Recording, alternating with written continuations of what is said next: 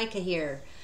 I am responding to a viewer question today. It's the most exquisite question I've gotten so far. I love all the questions, but this one really gets the core of everything. And man, it helped really give me some more direction.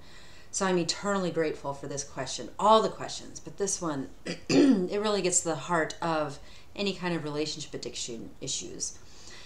Any addiction issues really, but relationship especially. The question is, how did you deal with the loneliness at first? And how do you become okay being alone? I responded personally more. If I'm going to get really personal, I'm going to write. I'm not going to do it in my videos. I want to stay pretty general in videos because it reaches a wider audience. People really want to know more about me personally and my journey. You can go to missmicah.com in my Confessions and Lessons blog. I'll put the link to my personal response in this description.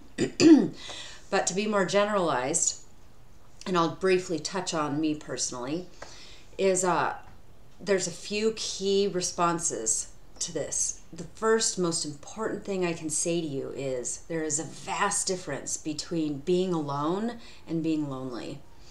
And me personally, I have always felt most lonely in relationships than out of them.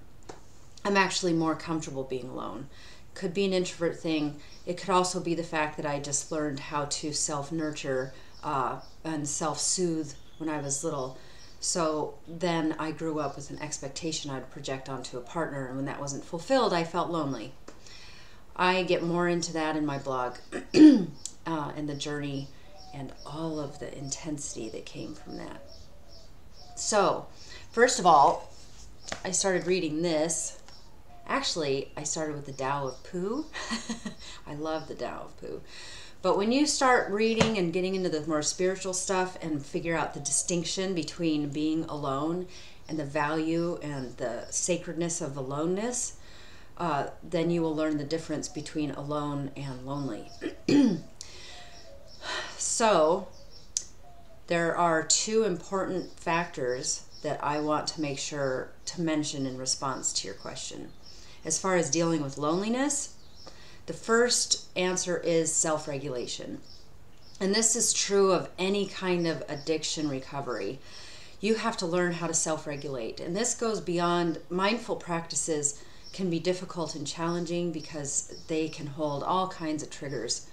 And if we're not in tune with our body and comfortable with the sensations that happen, something triggers us emotionally or psychologically, we feel it physically even if we don't realize it, and then we can just shut down. And when we shut down, we are unable to connect with other people, and then we feel lonely. Another way we can feel lonely is having expectations we project on someone else. So it's very important to look at why you feel lonely. What is it that would make you feel less lonely? Or you could ask yourself, when have I felt less lonely? Because if you've always felt lonely, then that's okay. So look at the times you felt least lonely. So for me, I felt least lonely when I'm alone, but that's obvious because that's my way of trying to remain in control of my situation. And it's not healthy either to isolate yourself. So I look at when I'm with other people, when do I feel less lonely? And me personally, it was when I'm with people, like when I'm at work and there's no expectation. Like the expectation is clear when you're at work. You do your job and you keep your personal stuff separate from your professional stuff, which has always been a little bit of a challenge for me because I'm kind of an open book. And when you need to get really personal and you create friendships and bonds, then you just take it outside of the workplace. And you delve deeper into that. So for me, I started to learn how I could explore the different types of love and those expressions and get outside of this box, this eros, this mania that I was fixated on. And when I started to explore, which is why I did, and you'll see in missmicah.com, the words can be jerks, I went into all the different types of love in Greek language, even Roman. I explored different languages and how they have different words for different types of love, because the English language limits love to this one word when we can talk about I love tacos versus I love this other person. So what I did is I researched different types of love, because if love is my biggest issue here, then I want to explore all of the facets of it, and that helps me open up to accepting different types of love and finding fulfillment in that. And then I wasn't lonely anymore. I was able to find space and discover all of these different types of love with different people. I volunteered at different places. I spent a lot of time in the art community and really delving into how people express themselves in a creative sense when they're processing difficult emotions. I got into more body work so that I could get comfortable in my body from physical and psychological, emotional trauma that my body has racked up for years and years, just like everybody else. So I could understand sensations that would happen in my body, and if I felt triggered, I could regulate. I could step back and self-regulate and not put that on another person, not a partner or anything. I'd have healthy friendships I could process with, or I would have other body workers that could help me process the stuff that I'm feeling in my body so it can be released and moved, so that when I feel a sensation again, it doesn't scare me because I am comfortable and feel safe in my body.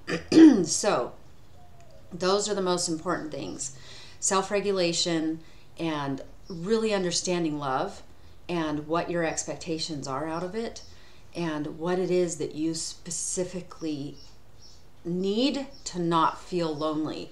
And when I say that, you have to really be honest with yourself if your need is based on a fantasy or on a reality of past experience, because we can base our needs on something we've imagined but not something that's actually happened that we even know for sure that it would fulfill us.